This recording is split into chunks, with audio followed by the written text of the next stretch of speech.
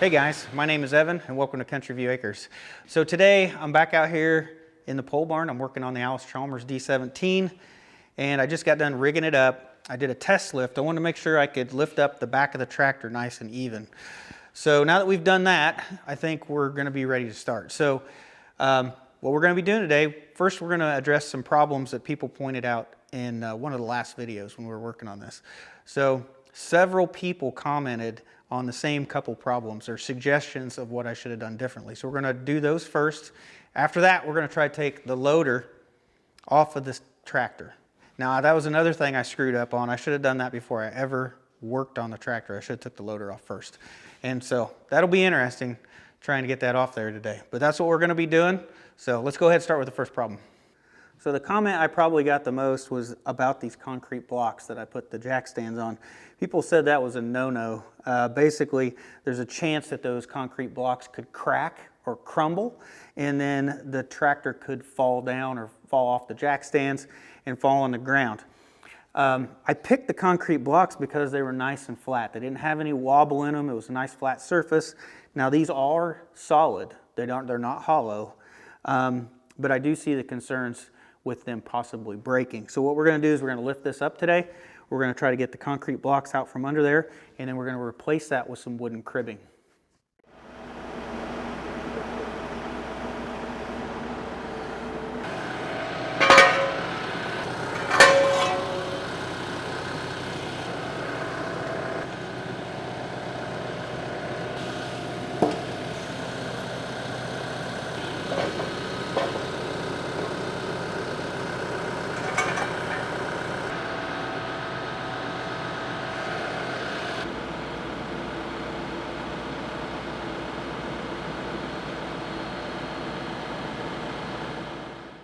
So I got the concrete blocks removed and I've got the 4x6 timbers under there instead to give the extra height needed for the jack stands.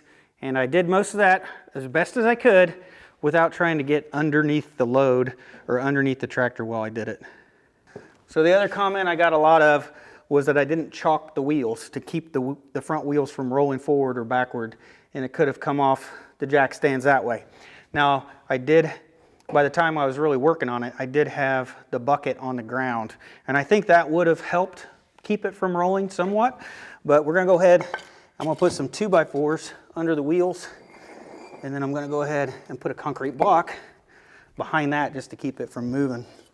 And we'll do that on both sides of these front wheels. I think that that's going to work to keep this from being able to roll, because we're getting ready to take the loader off anyway. So definitely don't want it to roll while we're doing that.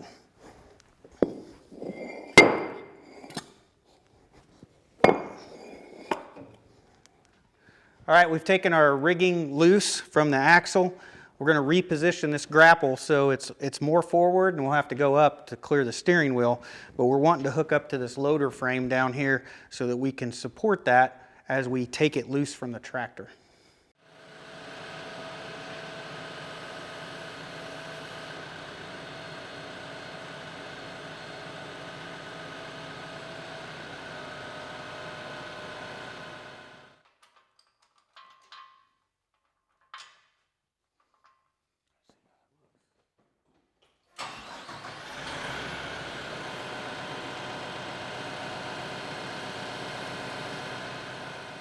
So I've went ahead and I've tweaked the chains until I was able to lift up on this and get tension on both sides.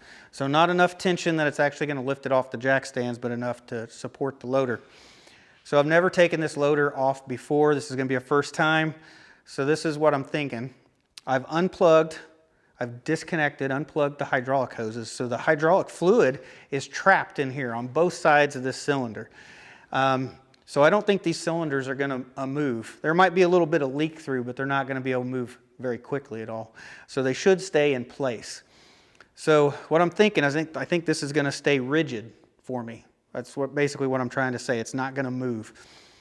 So I'm going to try to take the clamps that are on the axle. I'm going to try to take those free first, make sure everything's okay, supported by the tractor, and then I'm going to try to take the bolts out from the frame. And as long as everything stays rigid, this should stay perfectly like it is, and then I should be able to lower it to the ground, and then we'll have it off the tractor. At least that's what I'm going to try. We'll see how this goes.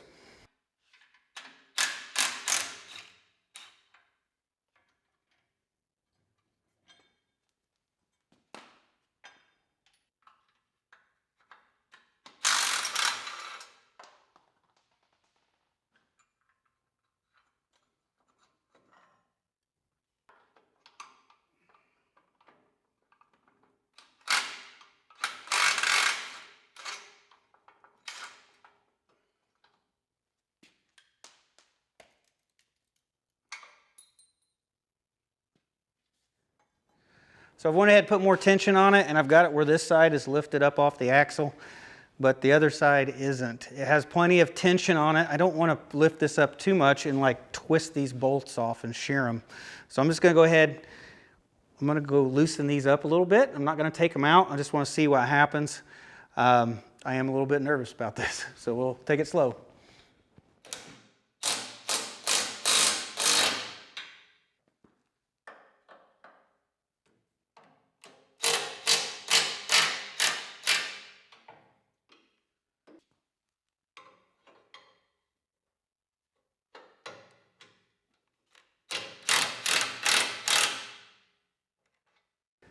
All right, I've got each side where there's only one bolt left on each side, but that bolt is very tight, so I'm afraid there's a lot of tension there.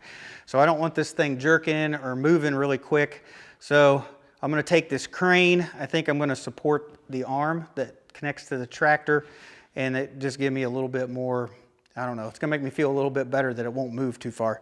But I bought this the other day when I bought that sandblaster. I finally put it together this morning. This is one of those Harbor Freight cranes, and this will be its first use right now. So I put it together this morning just in case I needed it for this job. So let's rig this up, get a little tension on here, and then we'll try to see what happens when we take that last bolt out of this side.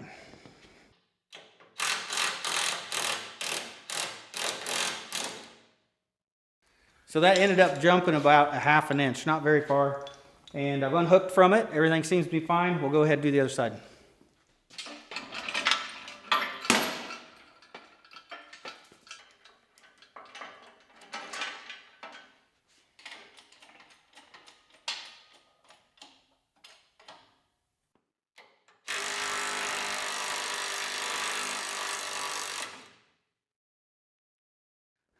So this loader is only supported by these chains now, and I want to lower this to the ground, but you can see this clamp curves over the top of the axle. So I actually need to slide the whole loader forward, probably about 3-4 inches, so that I can actually lower this to the ground. That's going to be a trick.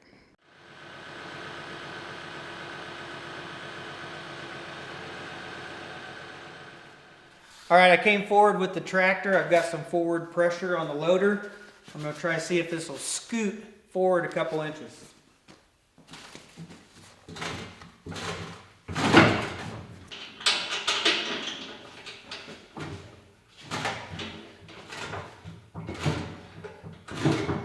That actually moved it. Well, I didn't think that was going to work, but pulling on the bucket, I was actually able to move this forward, I don't know, probably about 4 inches so far. I think I need a little bit more.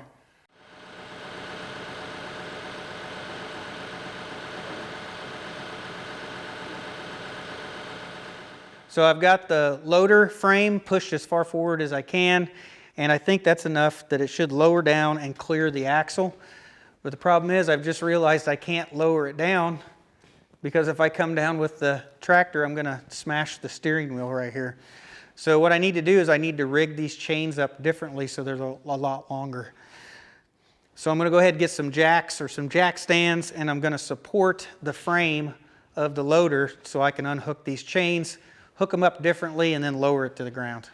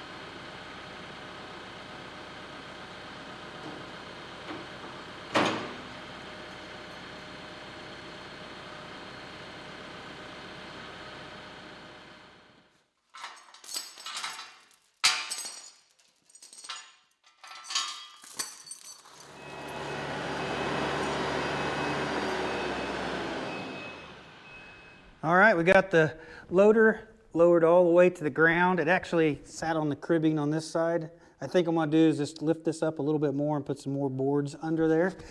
But we've got it on the ground, and I think this is gonna relax. So this loader would lower over time. So I think the cylinder is gonna leak by, and I think what we're gonna do is we're gonna see this slowly relax, and then that'll be about flat on the ground when it's done. But I think there's plenty of room.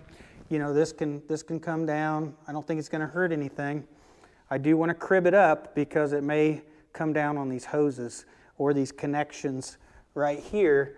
So I don't want that to happen. So I'm definitely gonna put some cribbing under each side. So if this does relax, because that cylinder is old, needs repaired, it's gonna slowly leak by, at least it'll set down and not pinch anything.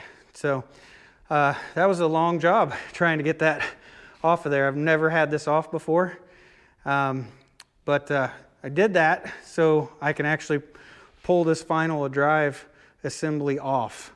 There's no way I could do that with that clamped onto there. So now that the loader's free, I should be able to pull this final drive assembly out on each side. I need to repair the seals inside of there. Plus, remember all that mouse nests that was down in here? It was in the axle. This is hollow, so there was mice nest way down in this axle. So if I take this off of here, I can make sure that's all cleaned out, and then that'll also allow us to assess our brake drums to be able to look at those. This one here looks like it has a couple cracks in it, but it's nice. It's pretty smooth. And then this brake drum over here, it's got a little more grooves on it, but there's no cracks. It looks fairly good. So I'll just probably look at those. They're pressed onto the axle and would be a bear to change. But at least when we get these out, we can at least look at the brake drums and see, you know, how they look. But yep, that's a big job, just trying to get the loader off of here, just so I can pull these axles, that final drive assembly off of there. But at least now we can do it. And the tractor is supported. I think the tractor's supported good the way it is. We've got everything chalked. Hopefully you guys, all your safety concerns are addressed with the way the tractor is held up. Now I know there's plenty of safety concerns with us trying to lift this up today with the TYM tractor and try not to be underneath it if something went bad. So it was a little hard to try to not work under there. I mean, obviously you're gonna reach under there several times, but definitely a few safety concerns. I know I'm gonna hear it in the comments about doing what we did today, but we got it done, and we got it done safe, and that's all I can ask for. So that took me probably about 4 or 5 hours today to try to get the loader unhooked and down to the ground.